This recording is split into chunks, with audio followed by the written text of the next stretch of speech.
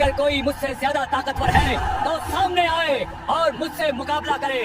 اس دنیا میں 4 ایسے بادشاہ ہوئے جنہوں نے پوری دنیا پر حکومت کی، اور انہی میں سے ایک تھا نمرود، گھمنڈ اور طاقت میں ڈوبا ہوا بادشاہ۔ وقت کے ساتھ اس کا گھمنڈ اتنا بڑھ گیا کہ اس نے خود کو خدا کہنا شروع کر دیا۔ جب حضرت ابراہیم علیہ السلام نے اسے اللہ کی طرف بلایا اور کہا کہ رب صرف ایک ہے، تو نمرود ہنس پڑا۔ اس نے اکڑ کے ساتھ کہا، اپنے خدا سے کہو کہ وہ اپنی فوج تیار کرے، میں بھی اپنی فوج تیار کرتا ہوں، پھر میدان میں مقابلہ ہوگا۔ نمرود اس دور کا سب سے طاقتور بادشاہ تھا۔ اس کی فوجیں، اس کا تخت، اس کا رعب، سب کچھ اسے مدہوش کر چکا تھا۔ اس نے اپنی طاقت دکھانے کے لیے ایک اونچی عمارت بنوائی، اس پر چڑھا اور آسمان کی طرف دیکھ کر چلایا، اگر کوئی مجھ سے زیادہ طاقتور ہے تو سامنے آئے اور مجھ سے مقابلہ کرے۔ لیکن نمرود یہ بھول گیا تھا کہ اللہ کو اپنی قدرت دکھانے کے لیے نہ تلوار چاہیے، نہ فوج، نہ ہاتھی، نہ گھوڑے۔ اللہ نے اپنی قدرت دکھانے کے لیے سب سے چھوٹی مخلوق کو میدان میں اتارا، مچھر۔ وہی مچھر جنہیں انسان ہاتھ سے جھٹک دیتا ہے۔ اچانک آسمان سے لاکھوں کروڑوں مچھروں کا جھنڈ اترا اور نمرود کی فوج پر ٹوٹ پڑا۔ ہر چیخ میں عذاب تھا، ہر ہلچل میں تباہی، فوجیں بھاگنے لگی، سپاہی گرنے لگے